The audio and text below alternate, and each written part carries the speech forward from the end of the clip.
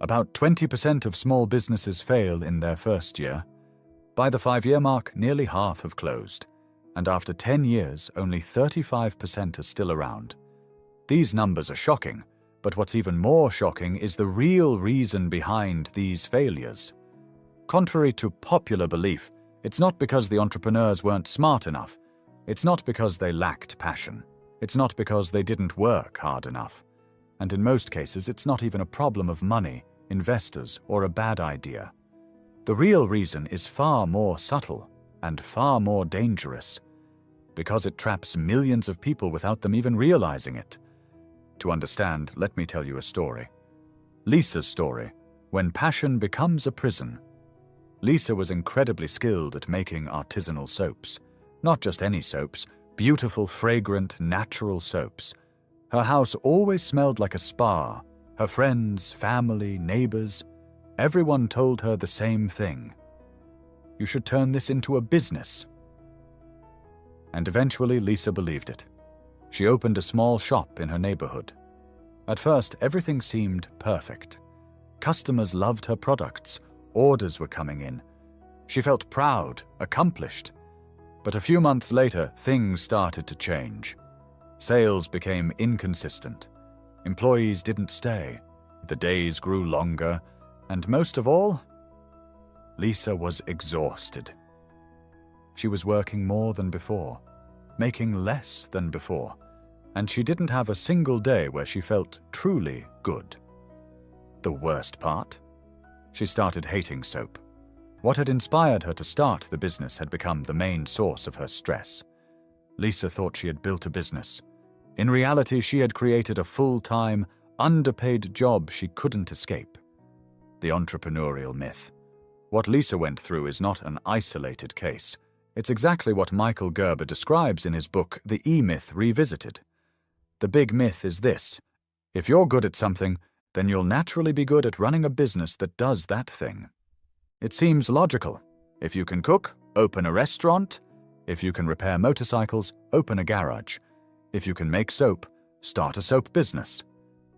But there's a truth many discover too late.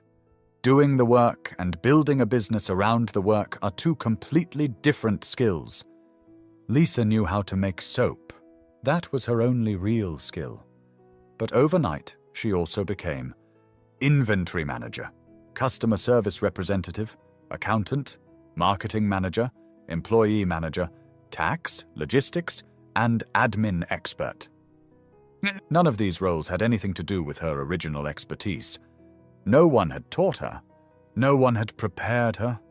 She was no longer a passionate artisan. She had become a prisoner of her own business. And here's the most dangerous trap. It's not that Lisa lacked talent. It's that she was led to believe that knowing how to make something was enough to run a business.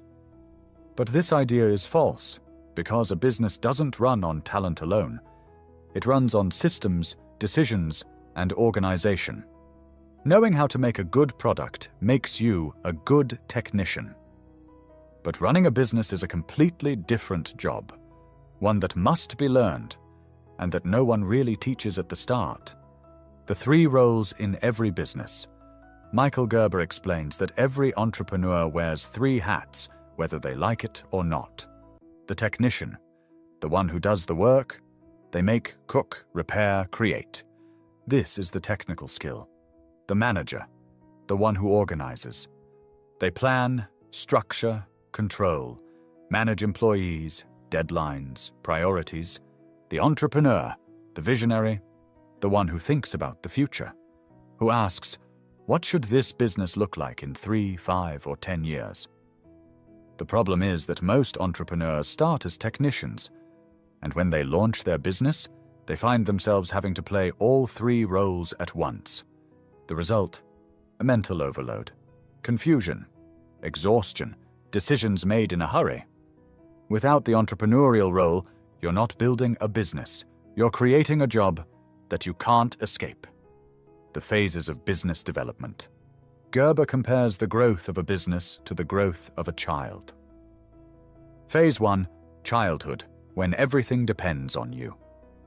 In the childhood phase, the creator is the business. There's no separation between the person and the company. You are the technician. You produce value. You make, deliver, repair, create. But at the same time, you are also the manager. You handle appointments, respond to messages, organize the day, manage problems, delays, and surprises. And without realizing it, you also wear the entrepreneur hat. You think about the future. You make strategic decisions. You wonder how to attract more clients, earn more, and survive the next month. Everything is on your shoulders. Every role, every decision, every mistake. In this phase, every client depends on you. If you work, the business moves forward. If you're sick, tired, or absent, everything stops. At first, it's exhilarating. You feel in control. You see money coming in from your own effort. You tell yourself, it works, I can do this. But soon, the other side appears. Days get longer. Breaks disappear. Your mind never stops. You never really leave work. Even while sleeping, your brain is managing the business. This phase is not a failure. It's normal. Every business goes through it. The problem starts when childhood lasts too long. A business that depends entirely on its founder is not a business yet. It's an overworked person with a surrounding activity. Phase 2. Adolescence, the illusion of delegation. At some point, you break. You say, I can't do it all myself. So you hire someone. On paper, it's the start of freedom. In reality, it's often the start of chaos. Nothing goes as planned. The person doesn't do it your way. They're too slow. They don't meet your standards. They ask too many or too few questions. So you start micromanaging. You explain, you supervise, you correct. And very quickly you do the worst thing possible. You redo the work yourself. Officially, you delegated. In practice, you added complexity. Now you have to produce, check, correct, explain, reassure, put out fires. The paradoxical result? You work more than before. You're more stressed than before. And you're still not free. Even worse, tension arises. You're frustrated because no one does it as well as me. And the person you hired feels controlled, judged, ineffective. It's not a people problem. It's a structural problem. You tried to delegate tasks without delegating the system. This is exactly why most businesses fail at this stage.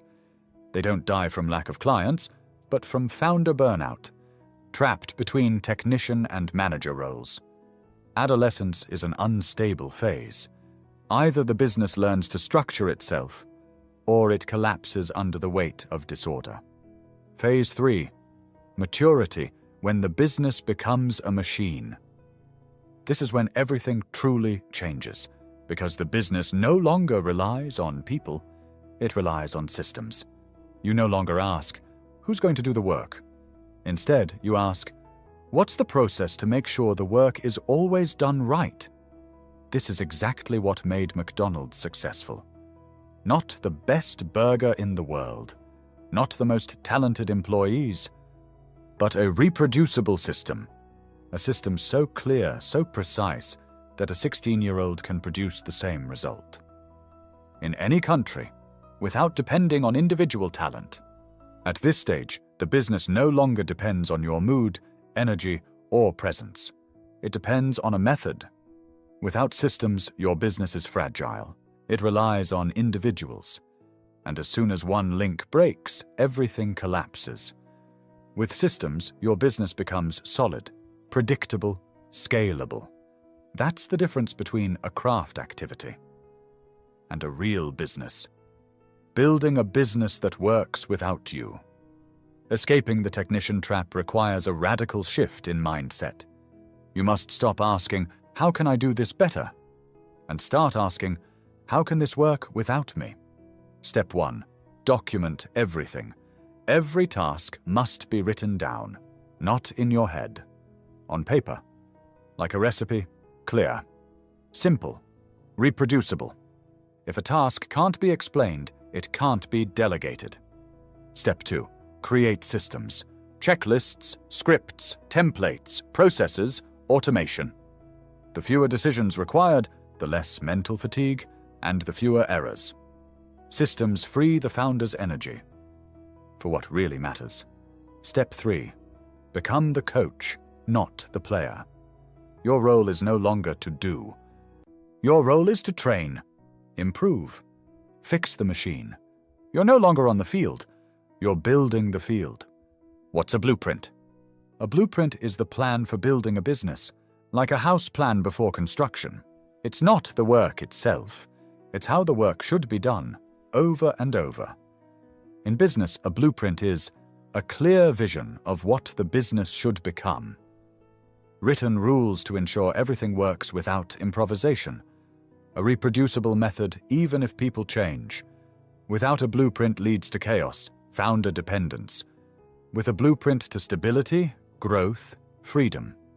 The 7-step blueprint. To avoid drifting, Gerber offers a clear framework. A clear entrepreneurial vision. A structured organization, documented systems. Hiring based on processes. Marketing aligned with the vision. Rigorous financial control. Continuous improvement. This blueprint doesn't make the business easy, but it makes it possible without destroying you. Le blueprint en 7 étapes. Pour éviter de dériver, Michael Gerber propose un cadre clair.